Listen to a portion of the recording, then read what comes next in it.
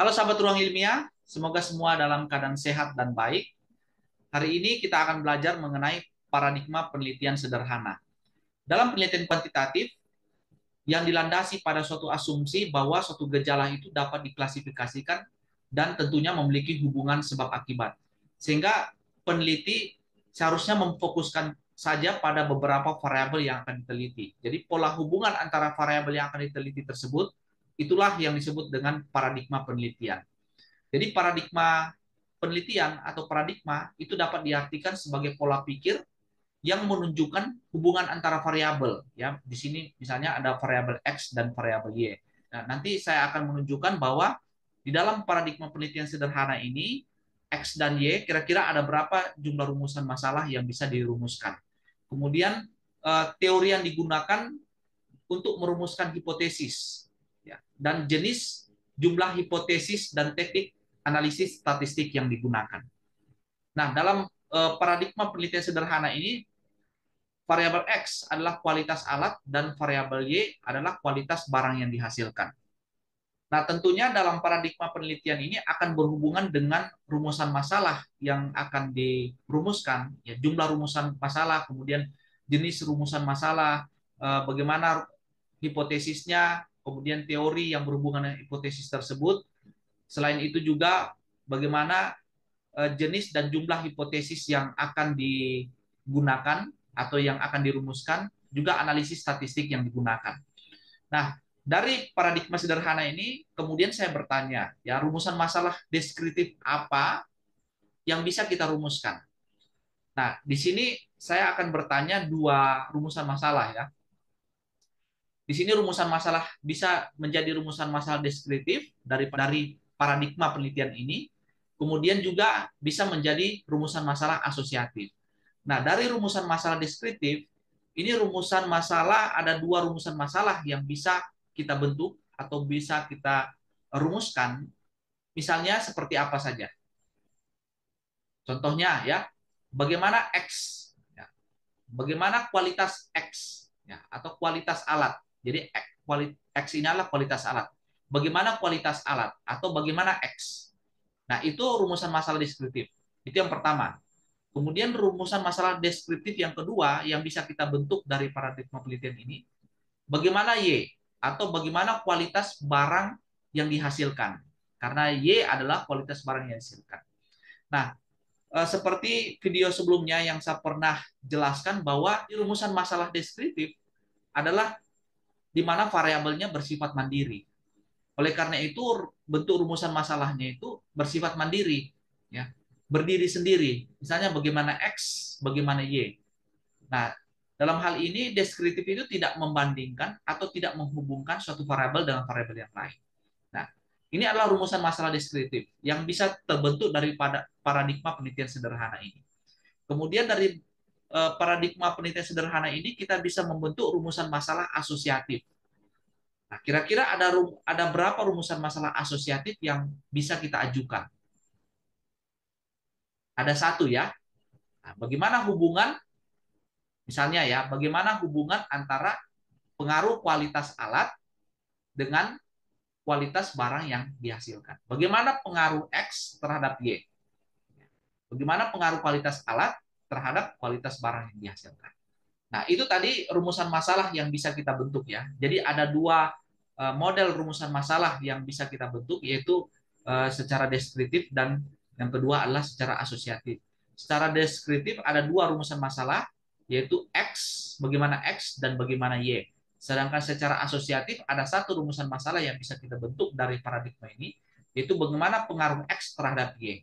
Nah, sekarang adalah teori yang digunakan. Ada dua, yaitu teori apa saja? Teori tentang X dan teori tentang Y.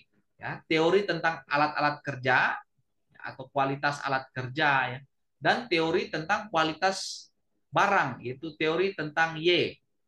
Kemudian dalam perumusan asosiatif, ya, dalam rumusan asosiatif yang didukung oleh hipotesis yang bersifat asosiatif, ya, seperti yang saya ungkapkan sebelumnya bahwa asosiatif ini menghubungkan antara suatu variabel X terhadap variabel Y. Tentunya kita harus mencari penelitian-penelitian sebelumnya atau penelitian yang terdahulu yang membuktikan bahwa ada penelitian yang pernah dilakukan, ada hubungan antara X dan Y. Karena di dalam hipotesis nantinya kita akan menjawab suatu rumusan masalah yang mengatakan bahwa terdapat hubungan X dan Y, ya, terdapat hubungan atau ada hubungan X terhadap Y. Artinya kalau kita menjawab seperti itu, ada teori yang mendukung bahwa ada hubungan antara X dan Y. Ya. Jadi selain secara deskriptif tadi bagaimana kualitas X, ya, bagaimana kualitas barang yang dihasilkan dan bagaimana kualitas alat, juga bagaimana hubungan antara X dan Y. Nah, itu adalah teori yang mendukung dari rumusan masalah atau hipotesis asosiatif. Tadi saya sudah jelaskan bagaimana rumusan masalahnya, kemudian yang kedua bagaimana teorinya, sekarang bagaimana hipotesisnya. Nah, hipotesis deskriptif tentunya menjawab dari dua rumusan masalah deskriptif tadi. Sedangkan hipotesis asosiatif tentunya menjawab rumusan masalah dari asosiatif. Ya. Nah, hipotesis deskriptif ada dua, ya. Tadi ditanya, tadi dalam rumusan masalah, ya, ditanyakan bagaimana kualitas X, ya, bagaimana kualitas alat. Maka dalam hipotesis deskriptifnya, kualitas alat yang digunakan oleh lembaga tersebut telah mencapai 70% baik. Nah, dari mana 70% baik ini? Tentunya dari teori yang didukung tadi, ya. Kita harus mencari teori yang mendukung tentang kualitas alat. Kemudian bagaimana, ya, hipotesis yang kedua? Jadi hipotesis deskriptif yang kedua, yang untuk menjawab perumusan masalah yang kedua tadi, yaitu bagaimana Y, ya, atau bagaimana kualitas barang yang dihasilkan. Maka hipotesisnya, ya, hipotesis deskriptifnya, yaitu kualitas barang yang dihasilkan oleh lembaga tersebut telah mencapai 99% dari yang diharapkan. Nah, itu adalah jawaban sementara atau hipotesis yang menjawab dari kualitas barang dari rumusan masalah yang kedua, yaitu kualitas barang yang dihasilkan. Bagaimana kualitas barang yang dihasilkan? Maka hipotesisnya kualitas barang yang dihasilkan oleh lembaga tersebut telah mencapai 99% dari yang diharapkan. Bagaimana kualitas X atau bagaimana kualitas alat? Kualitas alat yang digunakan oleh lembaga tersebut telah mencapai 70% baik. Yang berikut adalah hipotesis asosiatif, ya.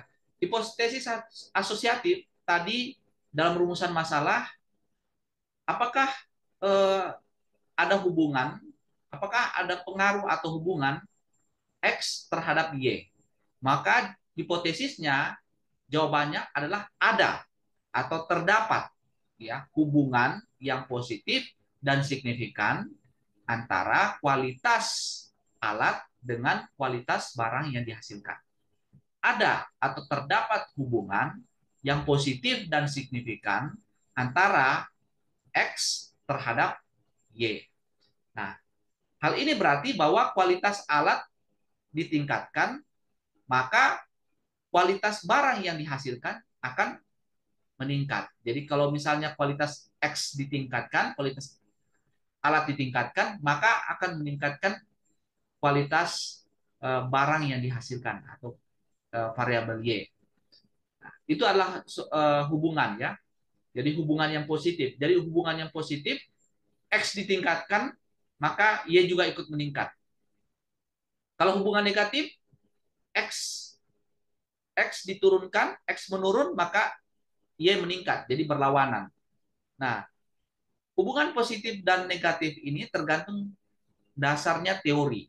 Ya, teori. Kenapa kita tidak bisa mengungkapkan sebuah hipotesis tanpa dasar teori? Teori inilah yang membuktikan atau menjawab dari jawaban sementara hipotesis dari suatu rumusan masalah.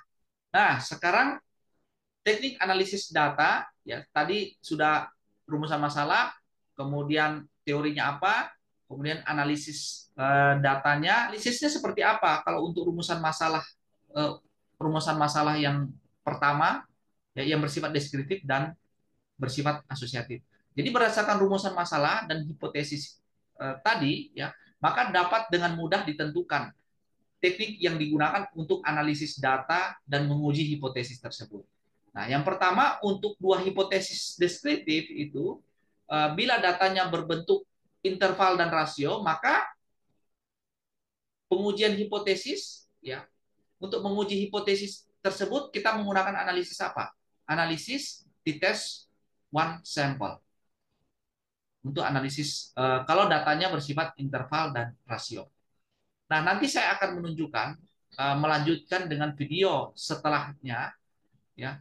Kira-kira dengan data seperti ini, data nominal, data ordinal, data interval, kemudian data rasio, kira-kira hipotesisnya seperti apa, kemudian analisis statistik atau analisis datanya apa yang digunakan, ya. Analisis apa yang digunakan. Kalau misalnya data kita menggunakan data nominal atau data rasio, data ordinal atau data interval, kira-kira analisis apa yang digunakan? Kalau rumusan hipotesisnya seperti ini, misalnya, ya. Kemudian yang kedua, untuk hipotesis asosiatif, ya, teknik analisis datanya seperti apa? Bila datanya berbentuk interval dan rasio, maka menggunakan statistik korelasi produk momen. Oke, dengan demikian penjelasan saya mengenai paradigma penelitian.